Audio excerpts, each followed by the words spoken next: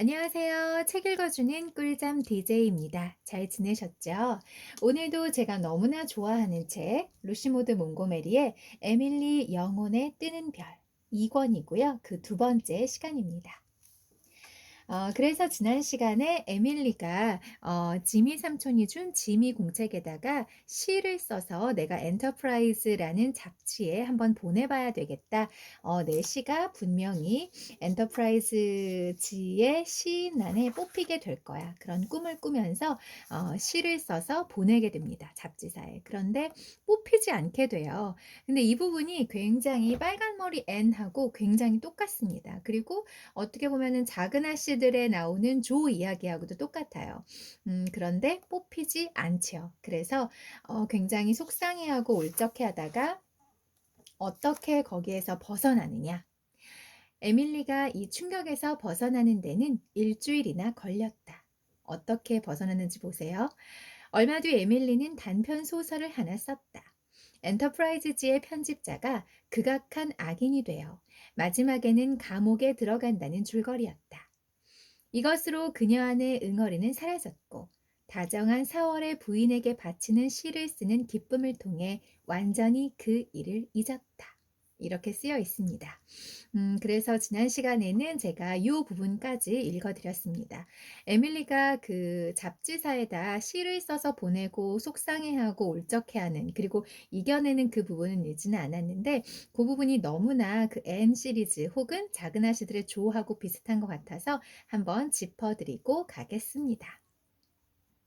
이 부분은 좀 좋은 것 같아요. 제가 이 부분까지만 읽고서 두 번째 이야기로 넘어가도록 할까요? 이 부분 좀 좋은 것 같아요. 이런 일은 종종 있었다. 에밀리는 자신이 써둔 원고를 다시 읽을 때마다 그 가운데 어떤 것은 동화나라의 황금에서 한순간에 메마른 나뭇잎으로 변해버려 불쏘시개로 쓰는 것 말고는 아무 가치가 없다는 것을 깨달았다. 에밀리는 그런 원고를 불태웠다. 하지만 조금 마음은 아팠다. 사랑하는 것을 뛰어넘어 성장해 가는 것은 결코 즐거운 것만은 아니었다. 음, 사랑하는 것을 뛰어넘어 성장해 가는 것은 결코 즐거운 것만은 아니죠. 우리가 살면서 이런 경험 굉장히 많이 하잖아요. 내가 나이 들어가고 성장해 가고 그 나이에 맞는 무언가를 해야 하는 것이 그렇게 즐거운 건 아니구나. 그런 생각을 하게 됩니다. 제가 못 참고 그 뒷부분을 혼자 있을 때 읽었습니다. 근데 재밌더라고요. 이어서 제가 읽어드리도록 할게요.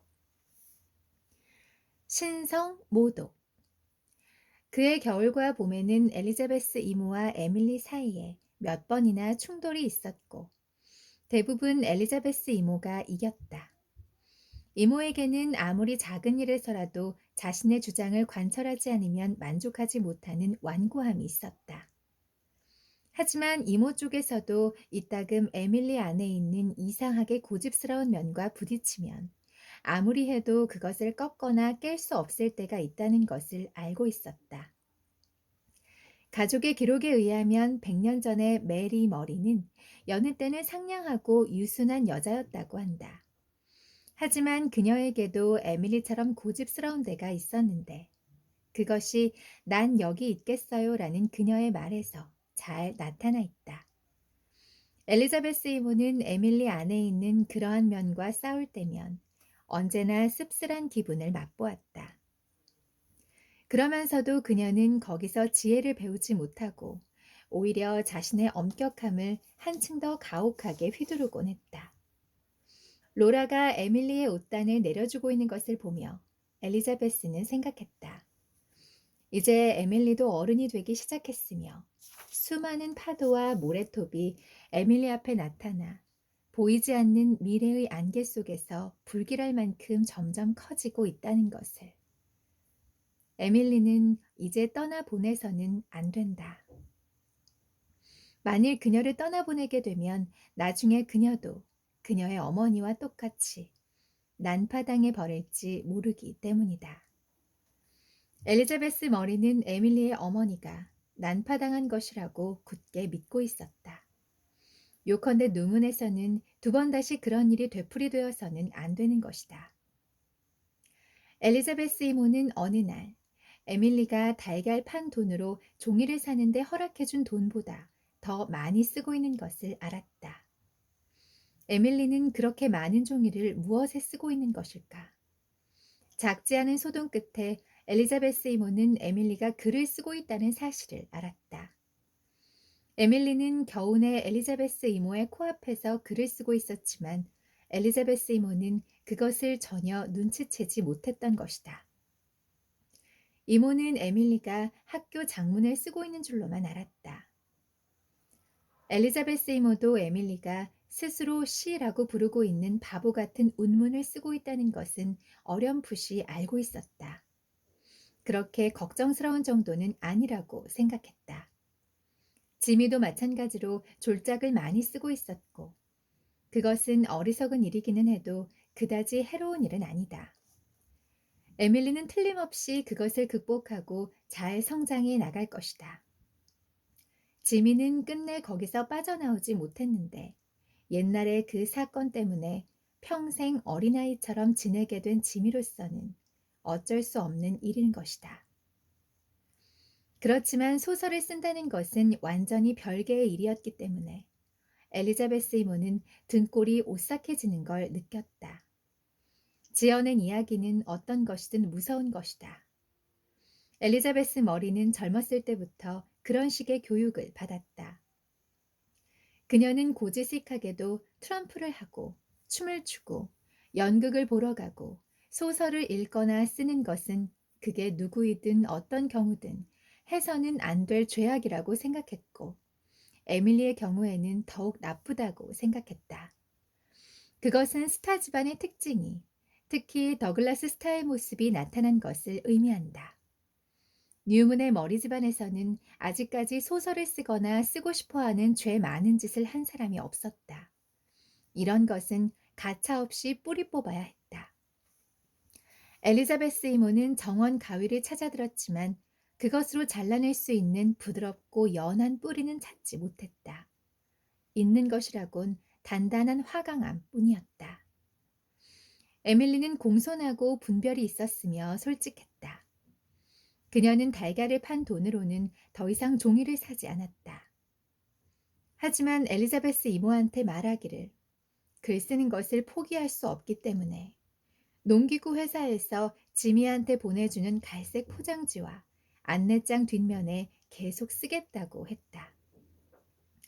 소설을 쓰는 것은 안 된다는 내 말 못 들었니? 어머나, 전 장편 소설을 쓰고 있는 게 아니에요. 아직은요. 종이가 충분하지 않은걸요? 지금 쓰고 있는 건 그저 짤막한 이야기고, 그건 조금도 나쁜 일이 아니에요. 아빠도 소설을 좋아했어요. 네 아버지는 엘리자베스 이모는 무슨 말을 하려다가 입을 다물었다.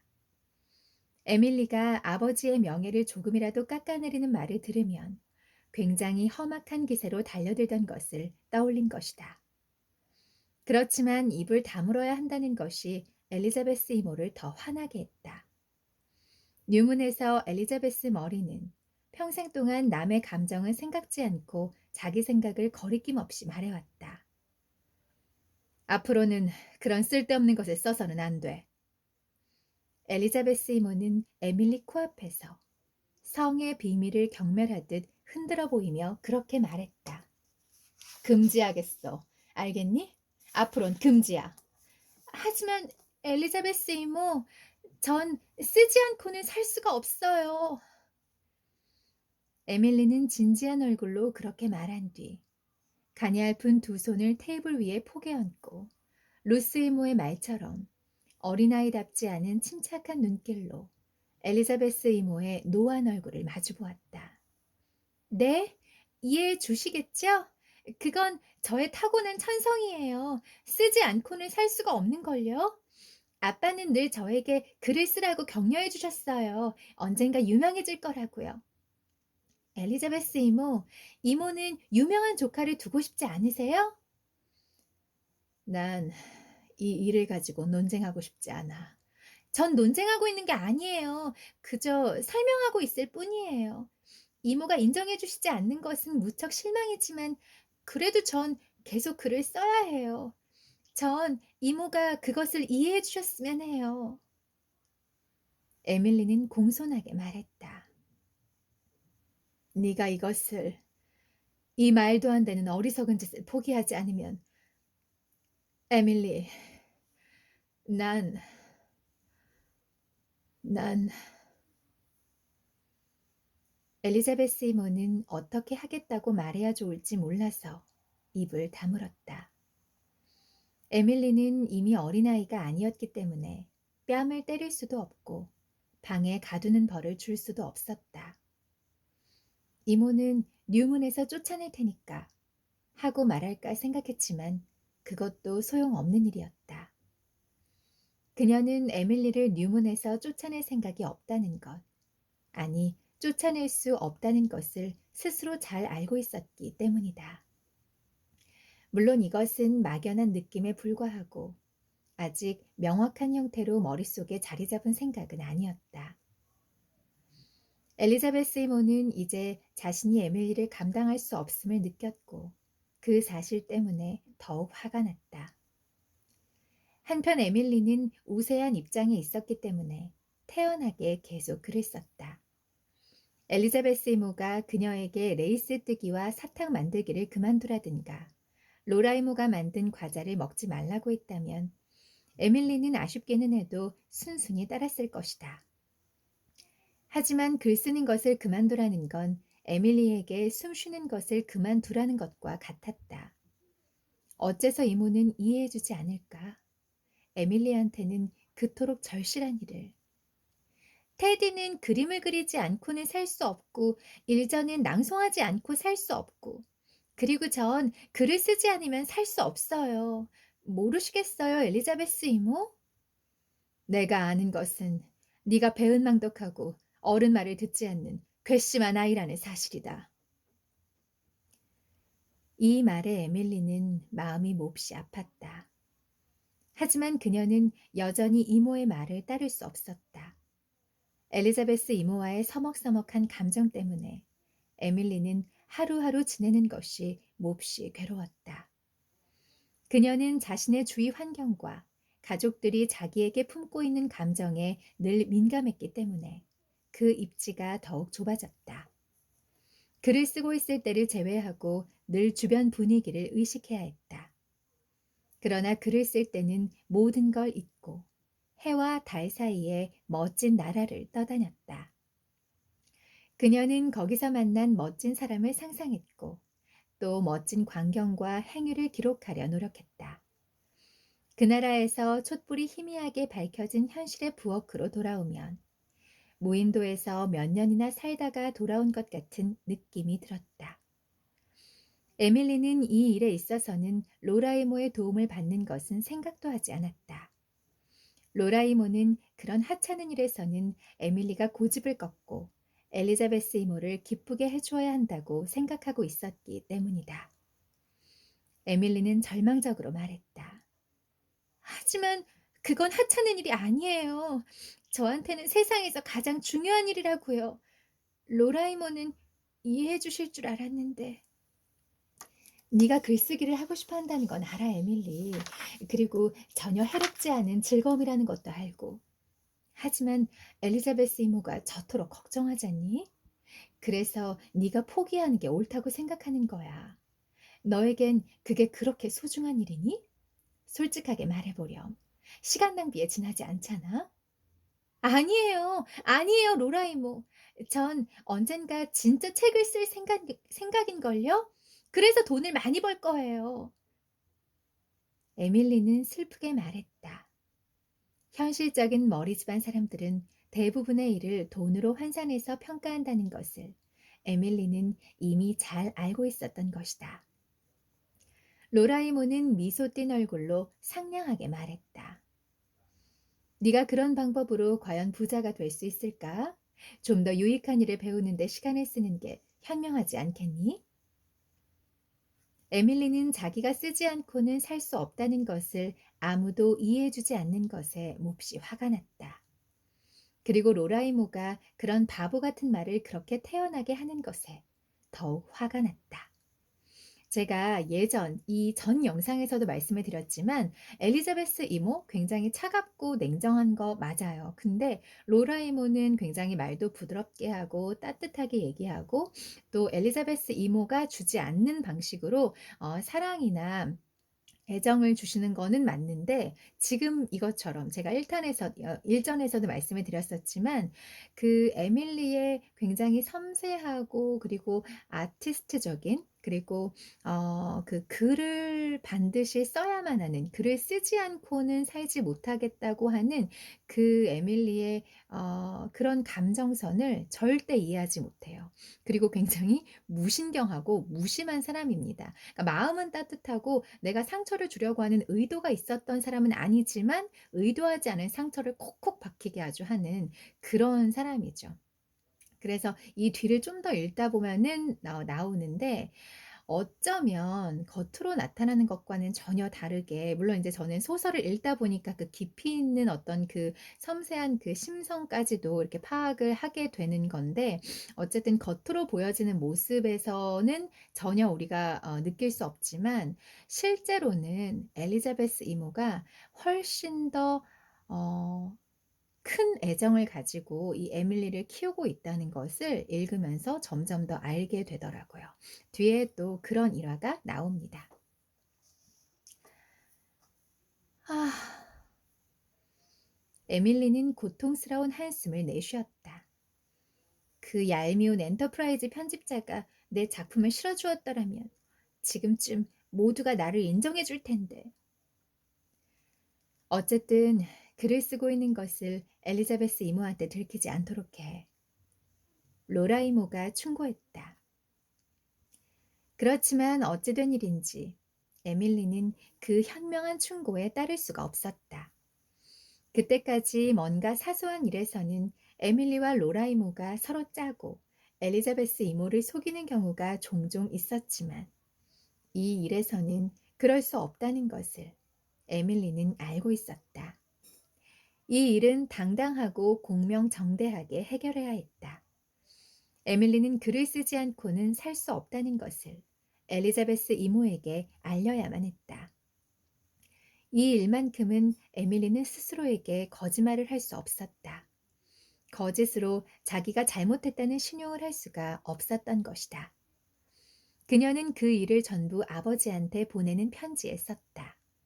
자신이 지금 겪고 있는 괴로움을 아버지에게 모두 털어놓은 그 편지는 그때는 상상조차 하지 못했지만 아버지한테 보내는 마지막 편지가 되고 말았다. 다락의 소파 선반에는 많은 편지들이 쌓여 있었다. 에밀리는 이 책에 실린 편지 외에도 아버지에게 많은 편지를 썼다. 그 가운데에는 엘리자베스 이모에 대해 쓴 편지도 상당히 많았는데 대부분은 거의 가식 없이 쓴 것이었고 그 중에는 상당히 과장하여 쓴 것도 있었다. 그 편지들은 대부분 에밀리의 상처받고 분노한 영혼이 감정의 배출구를 찾아서 원망의 가시가 돋친 펜을 들었을 때 쓴 것이었다. 에밀리는 마음이 가는 대로 아무리 심한 말이라도 생각나는 대로 썼다. 그렇게 편지를 쓰고 나면 마음의 고통은 멎었고 그 일에 대해서는 더 이상 생각하지 않게 되었다. 물론 마음 한구석에는 응어리가 언제까지나 남았지만 어느 봄날 에밀리가 텐시 패치에서 즐겁게 놀고 있는 사이 엘리자베스 이모는 다락을 청소하다가 소파 밑에 있는 편지 뭉치를 발견하고 그 자리에 앉아 그것을 전부 읽었다. 엘리자베스 머리도 어른이 쓴 글이었다면 어떤 경우에도 그것을 읽지 않았을 것이다. 그렇지만 부모 없는 에밀리가, 때로는 오해까지 받고 있는 에밀리가, 그토록 서로 사랑했던 아버지한테 자신의 속마음을 털어놓은 편지를 썼다면 그것을 읽는 것이 지금의 보호자로서 그리 무례한 짓이라고는 생각되지 않았다. 엘리자베스 이모로서는 자기에게 얹혀 살고 있는 이 아이가 무엇을 하고 무슨 생각을 하는지 낱낱이 알 권리가 있다고 생각했다. 그녀는 그 편지들을 읽고 에밀리가 자기에 대해 어떻게 생각하고 있는지 알았다.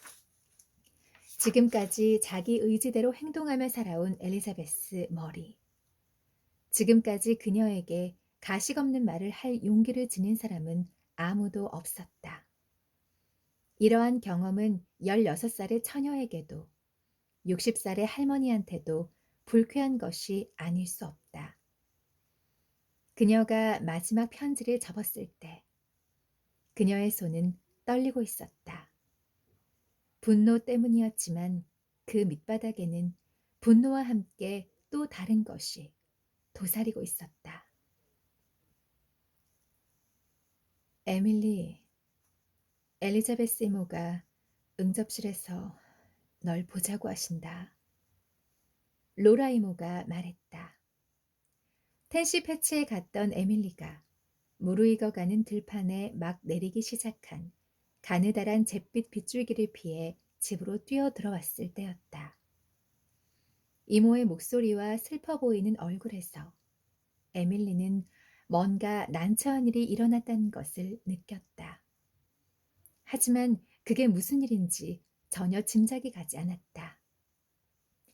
에밀리는 아무리 생각해도 최근에는 엘리자베스 이모가 이따금 응접실에서 여는 법정에 불려갈 만한 짓을 한 기억이 없었다. 이모가 응접실에서 기다리고 있다는 것은 상당히 중대한 일이라는 것을 뜻했다. 이모는 매우 중요한 일일 경우에는 반드시 응접실에서 얘기했다. 응접실 벽에 걸려있는 머리 집안 사람들의 사진이 이 왈가닥 소녀를 상대할 때 자기에게 필요한 도움을 준다는 것을 어렴풋이 느끼고 있었던 것이다. 같은 이유에서 에밀리는 응접실에서 꾸중드는 것이 몹시 싫었다. 그럴 때 에밀리는 무서운 얼굴의 수많은 고양이에게 포위된 아주 작은 생쥐가 된 기분이었다. 에밀리는 넓은 홀을 뛰듯이 가로질렀다. 마음은 불안했지만 그래도 연한 붉은색 유리창 너머로 예쁘고 붉은 세상을 바라보기 위해 멈춰섰다가 잠시 뒤 그녀는 응접실 문을 밀고 들어갔다. 창문이 하나만, 그것도 아주 조금 열려 있었기 때문에 방 안은 몹시 어두컴컴했다. 엘리자베스 이모는 머리 할아버지의 검정색 의자에 굳은 자세로 앉아 있었다. 에밀리는 먼저 이모의 화가 나서 굳은 얼굴을 보고 다음에 무릎을 보았다. 에밀리는 한눈에 모든 것을 알았다. 에밀리가 가장 먼저 한 것은 그녀의 소중한 편지를 되찾는 일이었다. 전광석화 같은 속도로 에밀리는 이모에게 달려들어 편지 다발을 낚아챈 뒤 문을 향해 달려갔다. 거기까지 와서 에밀리는 엘리자베스 이모를 돌아보았다. 에밀리의 얼굴은 분노로 타오르고 있었다. 그녀의 영혼 가장 깊고 신성한 곳이 더럽혀진 것이다. 어떻게 이모가, 어떻게 이모가 제 비밀 편지에 손을 대실 수 있어요? 엘리자베스는 이런 말을 꿈에도 예상치 못했다. 에밀리의 낭패와 수치심에 떨고 있을 얼굴 정도는 미리 직감하고 있었지만 마치 자신을 죄인 취급하는 듯한 이런 당당한 분노는 전혀 예상치 못했던 것이다. 이모는 일어섰다. 그 편지를 이리 다오, 에밀리. 아니에요. 그럴 수 없어요. 에밀리는 두 손으로 편지 다발을 꽉 움켜잡고 분노로 일그러진 표정을 지으며 말했다. 이건 제 거예요. 아빠 거예요. 이모 것이 아니에요. 이모는 이 편지에 손댈 권리가 없어요. 전 절대로 이모를 용서하지 않겠어요. 엘리자베스 이모는 너무 놀라서 할 말이 떠오르지 않았다. 하지만 그보다 더 좋지 않은 것은 혹시 자신의 행위가 잘못이 아닐까 하는 불길한 의심이 그녀를 덮친 것이었다. 그것은 어쩌면 에밀리의 비난이 너무도 강했기 때문인지도 몰랐다. 엘리자베스 머리의 마음에 태어나서 처음으로 자기가 한 일이 옳았을까 하는 의혹이 일어났고, 태어나서 처음으로 부끄럽다는 생각이 들었다. 그 부끄러움은 그녀를 화나게 했다. 그녀가 부끄러움을 느껴야 한다는 것은 견딜 수 없는 일이었다. 한동안 두 사람은 조카와 이모로서가 아니라, 또 어린아이와 어른으로서가 아니라 두 사람의 인간으로서 상대에 대한 증오를 가슴에 품고 마주 서 있었다. 키가 크고 위엄이 있으며 입술이 얇은 엘리자베스 이모, 새파래진 얼굴에 검은 눈동자를 빛내며 떨리는 손으로 편지를 끌어안고 있는 에밀리 스타. 이것이 나에 대한 네 보답이냐? 너는 아무것도 가진 것 없는 고아였어. 나는 그런 너를 이 집으로 데리고 왔고 살 집과 먹을 것, 교육과 친절을 베풀어 주었다. 그런데 이것이 내가 너에게서 받아야 할 대접이란 말이냐? 하지만 이때 에밀리는 격렬한 분개와 증오 때문에 이 말의 신랄함을 느끼지 못했다. 이모는 절 데려오고 싶어 하시지 않았잖아요. 저에게 제비를 뽑게 하여 이모가 뽑혔기 때문에 절 데려오신 거죠. 자존심 강한 머리 집안 사람들은 친척을 고아원에 보낼 수 없었기 때문에 누군가가 절 맡아야 한다고 생각한 거예요. 로라 이모는 절 사랑해 주시지만 이모는 그렇지 않으세요. 그런데 어째서 제가 이모를 사랑하지 않으면 안 된다는 거예요? 넌 정말 은혜를 모르는 아이로구나. 전 은혜를 모르지는 않아요. 전 착한 아이가 되려고 열심히 노력했어요. 이모 말을 잘 듣고 이모 마음에 들려고 열심히 노력했어요. 제 몫의 생활비에 보탬이 되도록 될 수 있는 한 집안일도 거들었어요. 이모가 저를 데려오셨다고 해도 아빠한테 쓴 편지를 읽을 권리는 없는 거예요. 그건 명예롭지 못한 편지야. 그러니까 없애버려야 해. 아니에요! 에밀리는 편지를 더욱 꼭 움켜잡았다. 언젠가 제가 스스로 태울 거예요. 하지만 이모한테 드릴 순 없어요. 에밀리는 자기 눈썹이 꿈틀거리는 것을 느꼈다. 그리고 자기 얼굴에 머리 집안의 얼굴이 떠오르는 것도 느꼈다. 곧이어 에밀리는 자기가 승리를 거두었음을 알았다. 엘리자베스 이모의 얼굴은 더욱 창백해졌다.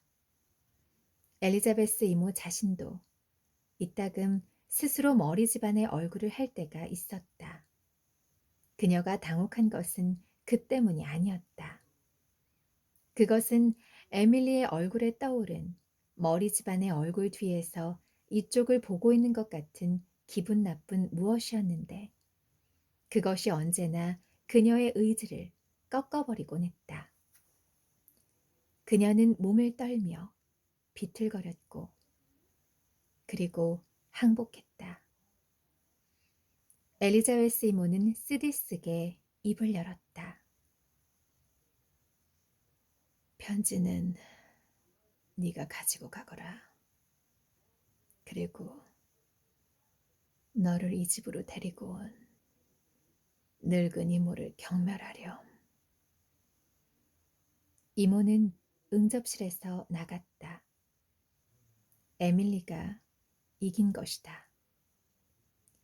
하지만 갑자기 에밀리의 승리는 공허해지고 말았다. 에밀리는 자기 방으로 올라가 벽난로 위 찬장에 편지를 숨긴 뒤 침대에 들어가서 베개에 머리를 묻고 조그맣게 몸을 웅크렸다. 에밀리는 모욕을 받았다는 기분 때문에 견딜 수가 없었다.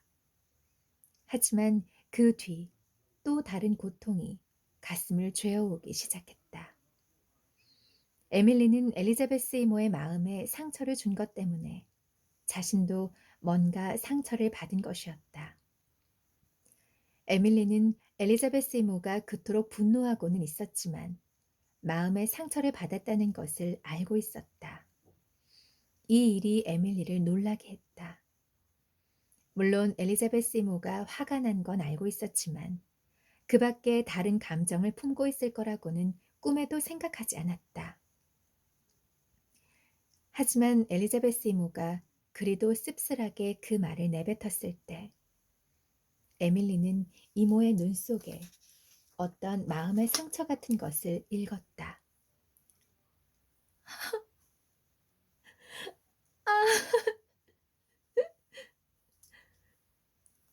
에밀리는 괴로움을 느끼며 신음했다.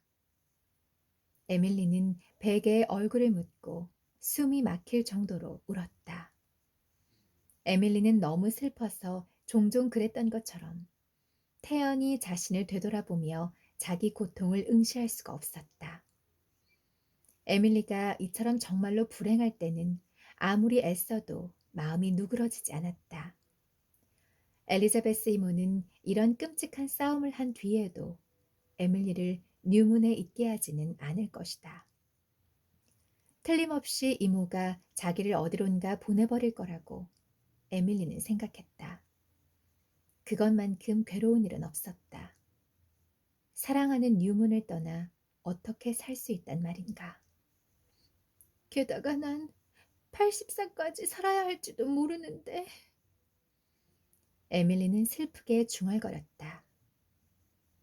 그렇지만 그런 일보다 엘리자베스 이모의 눈 속에서 보았던 그 표정이 떠올라 견딜 수가 없었다. 그것을 생각하는 동안 모욕을 받았다는 것에 대한 분노는 점차 사라져갔다. 에밀리는 아버지한테 보내는 편지에서 엘리자베스 이모에 대해 어떻게 썼는지 하나하나 되새겨 보았다. 통렬하고 가혹한 말, 옳은 것도 있었지만 옳지 않은 것도 있었다. 에밀리는 그런 말은 쓰는 게 아니었다는 생각이 들었다. 엘리자베스 이모가 에밀리에게 사랑을 주지 않은 것은 틀림없는 사실이었고, 그녀를 뉴문으로 데려오고 싶어 하지 않았던 것도 사실이었다. 하지만 이모는 에밀리를 데리고 왔고, 아무리 그것이 애정에서가 아니라 의무 때문이었다고는 하지만, 역시 그녀를 맡아주었다는 사실에는 변함이 없다. 그 편지는 살아있는 사람에게 쓴 것이 아니어서 누가 보지도 읽지도 않을 거라고 스스로 아무리 변명해도 소용없는 일이었다. 에밀리가 엘리자베스 이모 집 지붕 아래에 있는 이상 그녀가 먹는 음식과 입는 옷을 엘리자베스 이모가 대주고 있는 이상 설사 아버지한테라도 이모를 나쁘게 말해서는 안 되는 것이다. 스타 집안의 혈통을 이어받은 사람은 절대로 그런 짓을 해서는 안 되었다. 엘리자베스 이모한테 용서를 빌어야 해. 마침내 에밀리는 그렇게 생각했다. 분노는 이미 완전히 사라졌고 오로지 후회만 남아 있었다. 틀림없이 용서해주지 않으실 거야. 이제 이모는 영원히 나를 싫어하실 거야. 하지만 그래도 가야 해. 에밀리는 뒤돌아보았다. 바로 그때 문이 열리더니 엘리자베스 이모가 들어왔다. 이모는 방에 들어와 침대 옆에 서더니 베개 위에 작고 슬픈 얼굴을 내려다보았다. 그 얼굴은 비 오는 날 어둑어둑한 저녁 눈이 눈물로 얼룩지고 거뭇해진 탓인지 이상하게 더 어른스러워 보였다. 엘리자베스 머리는 여느 때와 다름없이 위험 있고 냉정했으며 목소리는 엄격했다. 하지만 그녀의 입에서 놀라운 말이 나왔다. 에밀리, 나에게는 네 편지를 읽을 권리가 없었어. 내가 잘못했다는 것을 인정한다. 용서해 주겠니?" "네?" 그 소리는 거의 비명에 가까웠다. 엘리자베스 이모는 결국 에밀리를 정복하는 방법을 발견한 것이다. 에밀리는 일어나서 엘리자베스 이모의 몸에 팔을 감고 흐느끼면서 말했다. "엘리자베스 이모, 죄송해요.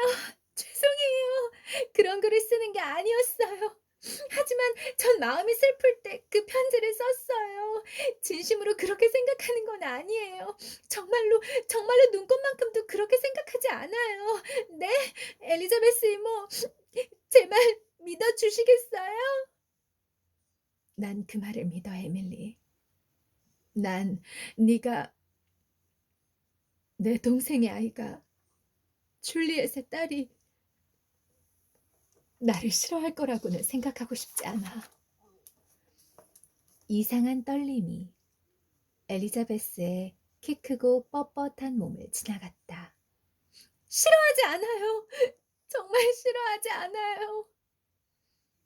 에밀리는 흐느껴 울면서 말했다. "엘리자베스 이모, 전 이모가 용서해 주신다면 이모를 사랑하겠어요. 제가 이모를 사랑하는 것을 이모가 원하신다면요. 이모는 그걸 원하시지 않는다고 전 생각했거든요. 엘리자베스 이모." 에밀리는 엘리자베스 이모를 꼭 껴안으며 가느다란 주름이 진 하얀 볼에 열렬한 입맞춤을 했다. 엘리자베스 이모는 거기에 답하여 에밀리의 이마에 살짝 입을 맞추고 그 사건 전체에 종지부를 찍는 듯한 말투로 말했다. "세수하고 저녁을 먹으러 어서 내려오렴." 하지만 아직 확실히 해두어야 할 일이 남아 있었다. "엘리자베스 이모, 전 그 편지를 태우진 않겠어요. 그건 아빠의 것인걸요? 하지만 그 대신 이렇게 하려고 생각해요. 그걸 전부 다시 읽고 이모에 대해 쓴 부분에 별 표시를 한 다음 거기에 제 생각이 틀렸다는 것을 설명하는 줄을 달겠어요." 에밀리는 그 뒤 며칠 동안 남는 시간을 그 설명의 줄을 다는 데 다 보냈는데 그것을 마치자 그녀의 마음은 훨씬 가벼워졌다. 하지만 그녀가 다시 아버지한테 편지를 쓰려고 했을 때 그녀는 이제 그것이 자기한테 아무런 의미도 없다는 것을 깨달았다. 마음이 통하는 은밀한 교류라는 느낌이 사라지고 만 것이다. 어린 시절에서 소녀 시절로 옮겨가면서 어쩌면 그런 단계를 통과해버린 건지도 모르고 또 엘리자베스 이모와의 치열한 싸움으로 인해 편지를 쓰는 의미가 완전히 사라진 건지도 모른다. 어쨌든 아버지한테 보내는 편지는 다시는 쓸 수 없었다. 에밀리는 그것을 무척 안타깝게 생각했지만 두 번 다시 그때로 돌아갈 수는 없었다. 인생에서 하나의 문이 그녀 뒤에서 닫히고 두 번 다시 열리지 않게 된 것이다. 와, 이번 장 정말 스펙터클했죠. 아, 제 연기가 좀 너무 부담스럽지 않으셨으면, 너무 귀가 힘들지 않으셨으면 좋겠습니다. 아까 에밀리가 그렇게 말하잖아요. 제가 이모를 사랑하는 것을 이모가 원하신다면, 이모가 저를 용서해 주신다면 이모를 사랑하겠어요. 이모는 그걸 원하시지 않는다고 생각했거든요. 라고 말하잖아요. 사실은 이 엘리자베스 이모도 의무감으로 데리고 왔고 원하지 않았던 일이었지만 아이를 기르면서 내 동생의 아이가 나를 미워하지 않았으면, 아니, 나를 사랑했으면 내 애정을, 이 어떤 그 차가운 나의 애정을, 애정 표현을 아이가 그래도 잘 받아먹고, 나를 사랑해 주었으면 이라는 바람을 갖게 됐던 거죠. 그래서 아빠에게 쓴 그 편지를 읽었을 때 그랬기 때문에 더 마음에 상처가 되고 더 아픔을 더 크게 느꼈을 것 같아요. 제가 쭉 읽으면서 느끼는 것이 정말 엘리자베스 이모와 이 에밀리는 닮은 구석이 정말 많은, 그리고 너무 둘이 똑같아서 부딪히는 게 더 많은 그런 사람이다. 그런 생각이 들어요. 왜 너무 똑같은 남녀가 만나면 정말 격정적으로 사랑도 하지만 또 격정적으로 싸움도 하잖아요. 그런 모습이지 않나 그런 생각이 듭니다. 오늘도 정말 재밌었습니다. 들어주셔서 감사하고요. 내일 또 찾아오겠습니다.